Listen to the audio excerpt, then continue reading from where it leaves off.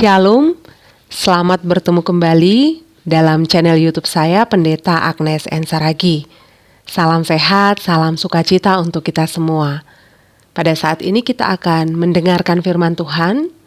Mari kita persiapkan hati dan pikiran kita bersatu di dalam doa. Bapa di dalam surga, terima kasih untuk kebaikan dan kemurahan-Mu yang kami rasakan hingga pada saat ini. Bahkan untuk kesempatan dalam mendengarkan firman Tuhan.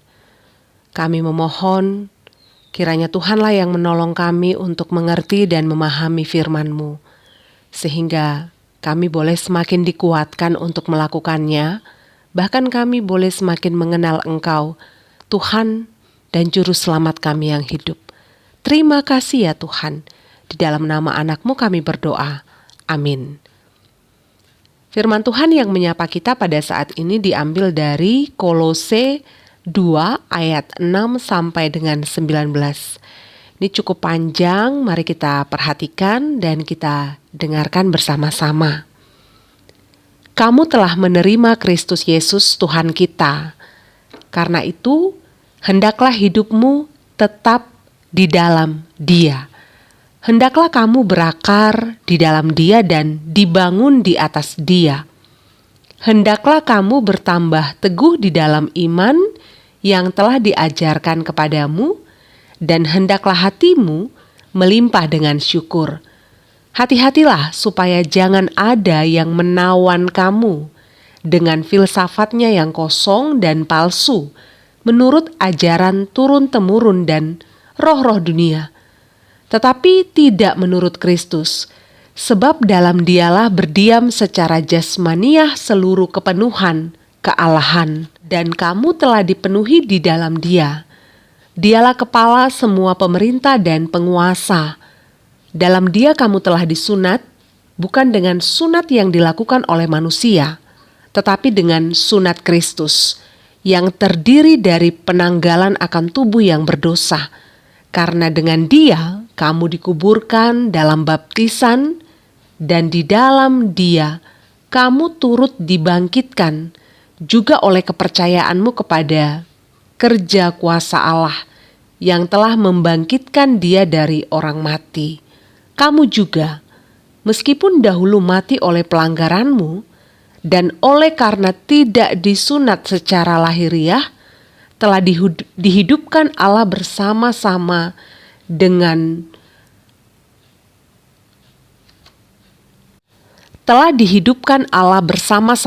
Dia sesudah Ia mengampuni segala pelanggaran kita dengan menghapuskan surat hutang yang oleh ketentuan-ketentuan hukum mendakwa dan mengancam kita, dan itu ditiadakannya dengan memakukannya pada kayu salib. Ia telah melucuti pemerintah-pemerintah dan penguasa-penguasa dan menjadikan mereka tontonan umum dalam kemenangannya atas mereka. Karena itu janganlah kamu biarkan orang menghukum kamu mengenai makan dan minuman, atau mengenai hari raya, bulan baru, ataupun hari Sabat. Semuanya ini hanyalah bayangan dari apa yang harus datang, sedang wujudnya ialah Kristus. Janganlah kamu biarkan kemenanganmu digagalkan oleh orang yang pura-pura merendahkan diri dan beribadah kepada malaikat, serta berkanjang pada penglihatan-penglihatan dan tanpa alasan membesar-besarkan diri oleh pikirannya yang duniawi.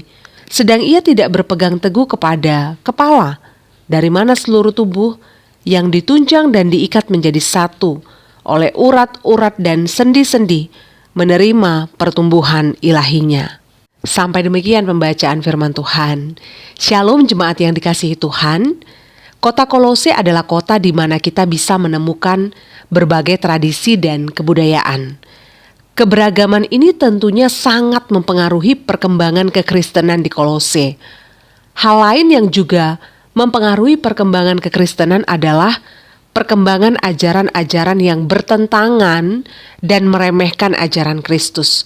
Menurut Paulus, ini adalah tantangan yang harus dihadapi oleh jemaat Kolose sebagai jemaat yang baru saja mengenal dan menerima Yesus.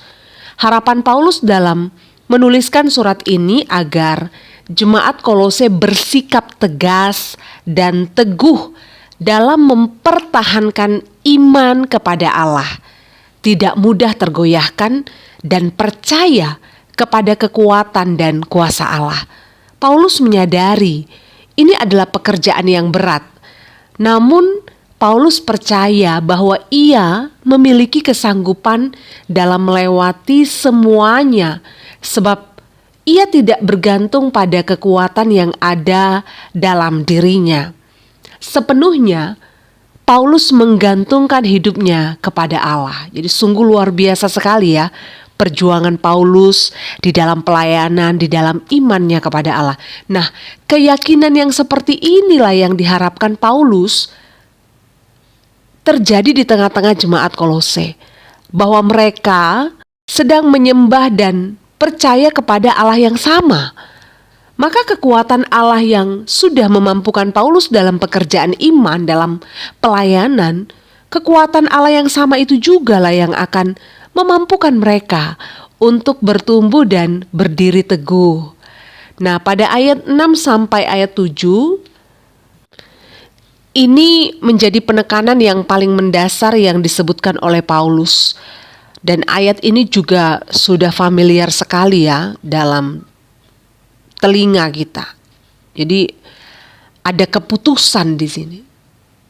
Keputusan yang disebutkan pada ayat 6 ini adalah keputusan untuk menerima Kristus. Jemaat Tuhan menerima Kristus sebagai Tuhan adalah langkah awal menuju pertumbuhan di dalam iman. Menerima Kristus adalah keputusan untuk membuka hati bagi Kristus dan mengizinkan Kristus menjadi kemudi dalam hidup. Menerima Kristus adalah kesediaan untuk masuk dalam kehidupan yang baru, di mana ketundukan terhadap daging dan keinginan diri sendiri itu tergeser dan tergantikan dengan ketundukan terhadap kehendak Allah. Lalu bagian terpenting yang tidak boleh kita abaikan saat menerima Yesus sebagai Tuhan adalah tinggal tetap di dalam Dia. Ini adalah cara hidup yang harus diperjuangkan setelah menerima Yesus ya. Tinggal tetap. Kata ini menjelaskan kepada kita semua bahwa hidup manusia itu tidak tetap. Demikian juga dengan cara hidupnya, pola pikirnya, keinginannya, dan kebutuhannya. Setiap manusia bisa saja diperhadapkan dengan keadaan yang berubah-ubah, tidak tetap.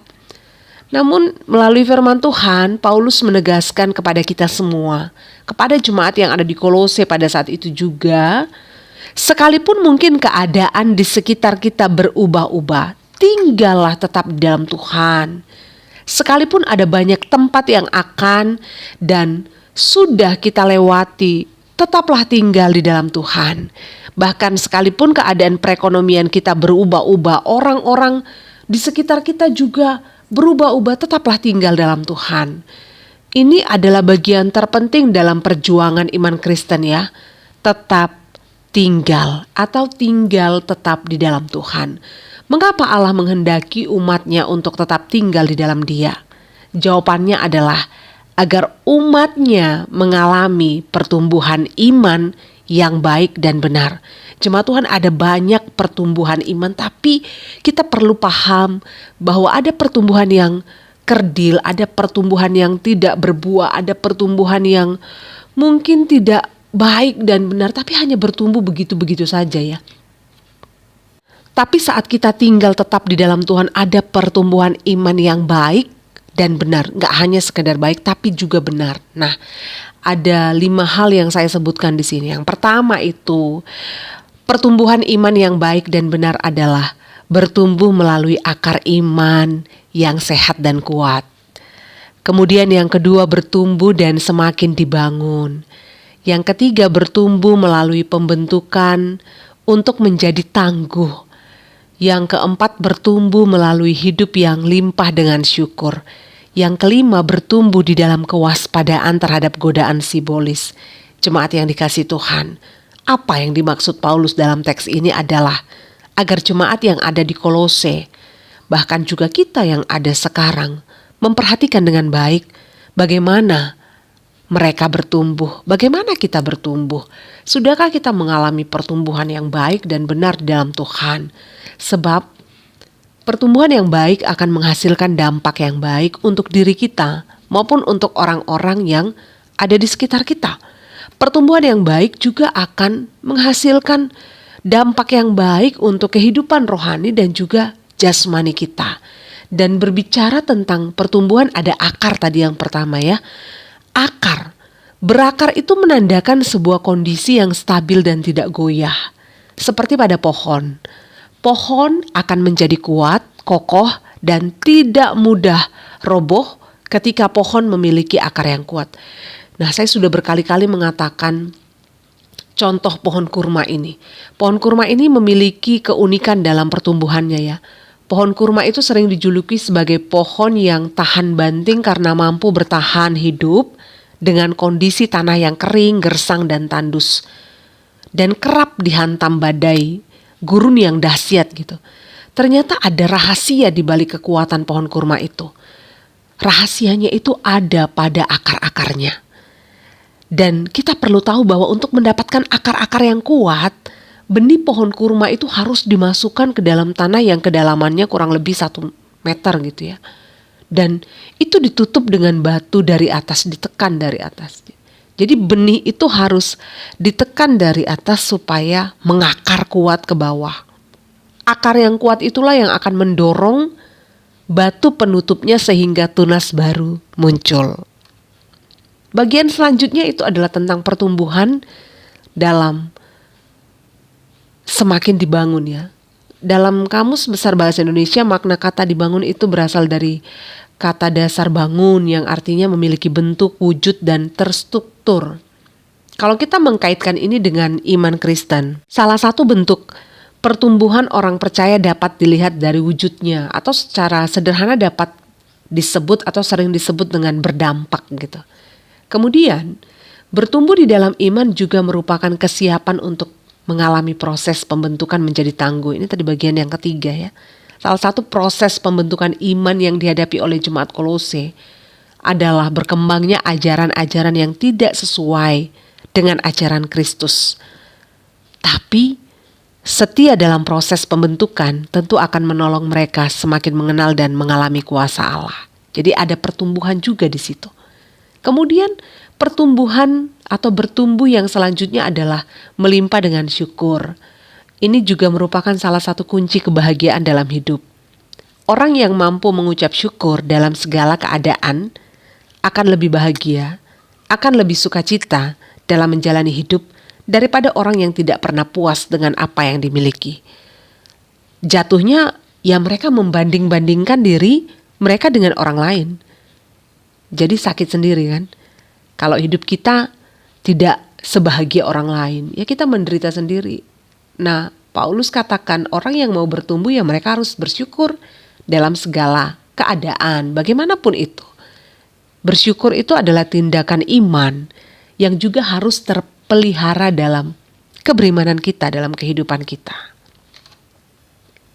Dan yang terakhir adalah bertumbuh melalui kewaspadaan. Jadi kewaspadaan yang dimaksud adalah kita memiliki filter yang baik untuk menanggapi semua hal yang terjadi dalam hidup ini.